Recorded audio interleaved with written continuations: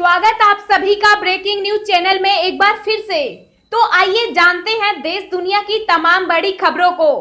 पर उससे पहले आपसे निवेदन है कि आप इस वीडियो को लाइक कर दें, शेयर कर दें ताकि हमारा हौसला बढ़ता रहे। देश में कोरोना संक्रमित मरीजों का आंकड़ा 1,41,351 के पार। अब तक 3,987 की मौत। जी आपको बता दें कि देश और दुनिया में कोरोना के केस लगातार बढ़ते ही जा रहे हैं। ताजा आंकड़ों के मुताबिक देश में अब तक 1,41,351 संक्रमण के मामले सामने आ चुके हैं और एक्टिव केस 76,205 हैं, जिसमें से अभी तक 3,987 लोग अपनी जान गंवा चुके। वहीं इसके बीच अच्छी खबर ये है कि अब तक 57,264 संक्रमित मरीज ठीक भी हो चुके। दुनिया भर में कोरोना वायरस की वजह से कुल 3,45,743 लोगों की जान जा चुकी है, जबकि वायरस से संक्रमित लोगों की संख्या 53,77,896 हो गई है। इनमें एक्टिव केस 29,21,244 हैं और खुशी की बात यह है कि अब तक 21,84,219 लोग ठीक हो चुके हैं। अगर आप भी चाहते हैं कि भारत में फैली महामारी जल्द खत्म हो जाए तो इस वीडियो को एक लाइक जरूर करें। WHO ने भारत को दी सलाह, दिल्ली समेत 7 राज्यों को लॉकडाउन में न दी जाए छूट। जी आपको बता दें कि कोरोना के गहराते संकट को देखते हुए विश्व स्वास्थ्य संगठन ने भारत के 7 राज्यों में लॉकडाउन में छूट न देने की सलाह दी है। विश्व स्वास्थ्य संगठन का कहना है कि महाराष्ट्र, गुजरात, तमिलनाडु, दिल्ली, तेलंगाना, चंडीगढ़ और बिहार में जिस तरह से कोरोना के मरीजों की संख्या में तेजी से बढ़ोतरी हो रही है, इसको देखते हुए इन राज्यों में लॉकडाउन जारी रखने की जरूरत है। WHO ने सलाह दी है कि जिन राज्यों में 5% से अधिक कोरोना संक्रमित मरीज हैं, वहां पर लॉकडाउन की सख्ती जारी रहनी चाहिए। हालांकि उसकी यह सलाह पूरे राज्य में लागू नहीं होगी, क्योंकि राज्य के कुछ ही जिले कोरोना से ज्यादा प्रभावित हैं। इसके चलते हॉटस्पॉट वाले इलाकों में लॉकडाउन की सख्ती जारी रह सकती है। लॉकडाउन में ढील दिए जाने के बावजूद WHO की ओर से समय समय पर यह सलाह दी जाती रहती है कि कहां संक्रमण ज्यादा फैल सकता है। जी हां दोस्तों, अगर आप चाहते हैं कि आपके राज्य और शहर की खबरें आपके पास सबसे पहले पहुंचती रहे, तो आप भी अपने राज्य और शहर का नाम जल्दी से कमेंट बॉक्स में कमेंट करके बताइए, ताकि हम आपको सबसे पहले आपके राज्य और शहर की सभी काम की खबरें आप तक सही समय पर पहुंचा सकें। 1 जून से चलेंगी 200 रेलगाड़ियां, जनरल कोच में बैठेंगे सिर्फ 54 यात्री। जी आपको बता दें कि कोरोना वायरस से संक्रमण के रोकथाम के लिए पूरे देश में लॉकडाउन की घोषणा की गई है। लॉकडाउन 4.0 में इसमें कुछ रियायतें दी जा रही हैं। कई तरह की दुकानों का फैसला किया गया है। वहीं रेल मंत्रालय ने 1 जून से 200 गाड़ियां चलाने की घोषणा की है। इन गाड़ियों में AC के साथ जनरल बोगियां भी लगाई जाएंगी। सभी क्लास में रिजर्वेशन टिकट लेकर चलना होगा। ऐसे में जनरल कोच में भी यात्रा से पहले यात्रियों को रिजर्वेशन करवाना होगा। टिकट के बाद ही स्टेशन में प्रवेश मिलेगा और सफर कर सकेंगे।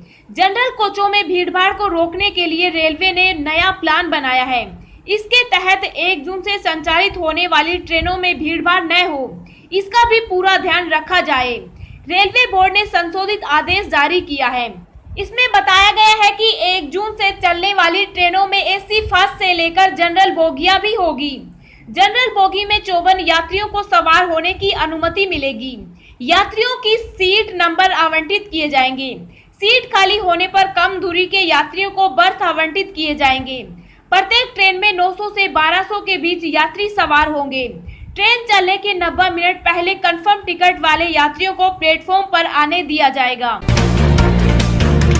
अब मुंबई से भी शुरू होंगी घरेलू उड़ानें। महाराष्ट्र सरकार ने हर रोज 25 उड़ानों को दी इजाजत। जी आपको बता दें कि महाराष्ट्र सरकार ने मुंबई से घरेलू उड़ानों की इजाजत दे दी है। हालांकि सरकार ने केवल हर रोज 25 टेक ऑफ और 25 लैंडिंग की ही इजाजत दी है। महाराष्ट्र सरकार के मंत्री नवाब मलिक ने इस बारे में जानकारी दी। महाराष्ट्र के मंत्री नवाब मलिक ने कहा, महाराष्ट्र सरकार मुंबई से घरेलू उड़ानों के लिए हर रोज 25 टेक ऑफ और 25 लैंडिंग की अनुमति देने पर सहमत हुई है। यह संख्या धीरे धीरे बढ़ाई जाएगी। राज्य सरकार जल्द ही इस संबंध में विवरण और दिशा निर्देश जारी करेगी। अब हम आपको अगले 24 घंटों के संभावित मौसम पूर्वानुमान के बारे में बता रहे हैं। अगले 24 घंटों के दौरान पूर्वोत्तर भारत में मध्यम से भारी बारिश जारी रहने की उम्मीद है। केरल, दक्षिणी तटीय कर्नाटक, उप हिमालय, पश्चिम बंगाल, सिक्किम और पश्चिमी राज्यों में हल्की बारिश के साथ कहीं कहीं पर मध्यम वर्षा के आसार हैं। आंतरिक तमिलनाडु और साथ ही रायलसीमा के कुछ हिस्सों में हल्की बारिश हो सकती है।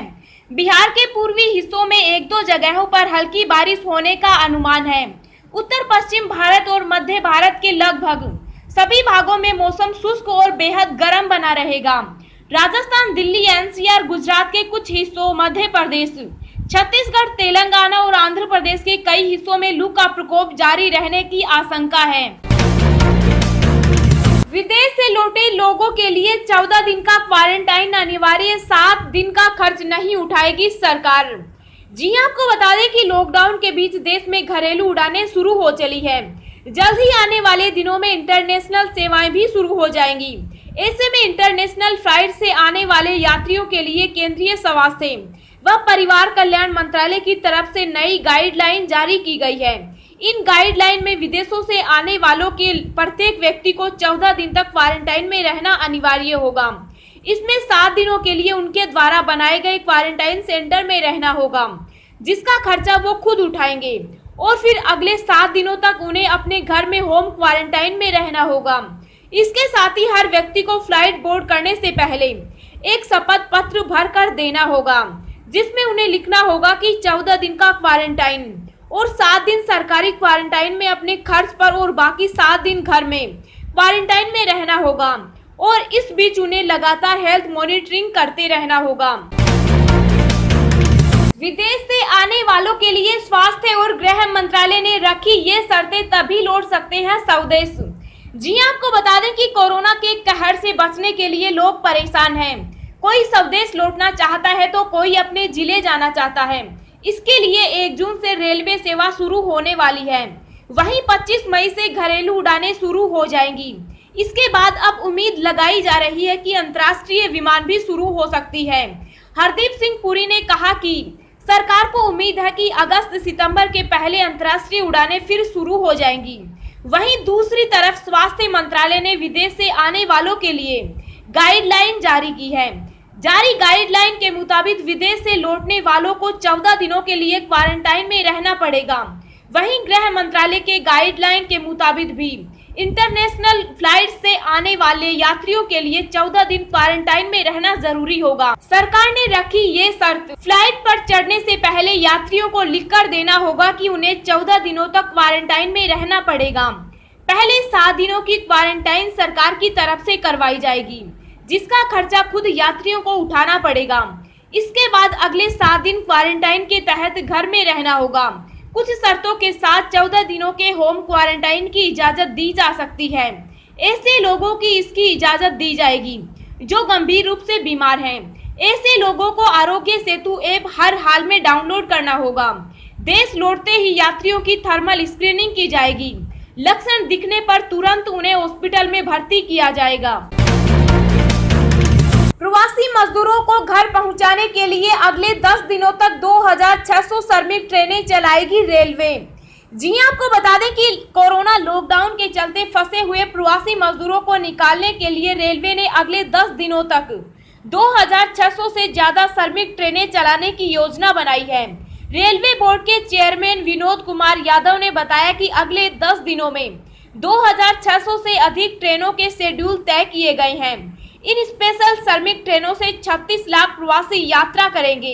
यही नहीं, उन्होंने यह भी बताया कि राज्यों को विशेष ट्रेनों के संचालन के बारे में अपनी जरूरतें बताने के लिए कहा गया है। रेलवे बोर्ड के चेयरमैन विनोद कुमार यादव ने कहा कि हम राज्य सरकारों के अनुरोध पर ट्रेनों का बंदोबस्त करेंगे, क्योंकि हमारी ट्रेनें हर डिवीजन में रखी गई है। हम राज्यों के भीतर भी ट्रेन चलाने के लिए तैयार हैं। उन्होंने प्रवासी मजदूरों को आश्वासन दिया कि रेलवे ने उनके परिवहन के लिए सभी तरह की व्यवस्थाएं की है। वरिष्ठ अधिकारी ने बताया कि हमें शिकायतें मिली थी कि लोग ऑनलाइन टिकट बुक करने में असमर्थ हैं। इसे देखते हुए अब हमने देश भर में 1000 से अधिक खिड़कियां खोली है। आने वाले दिनों में और टिकट काउंटरों को खोला जाएगा।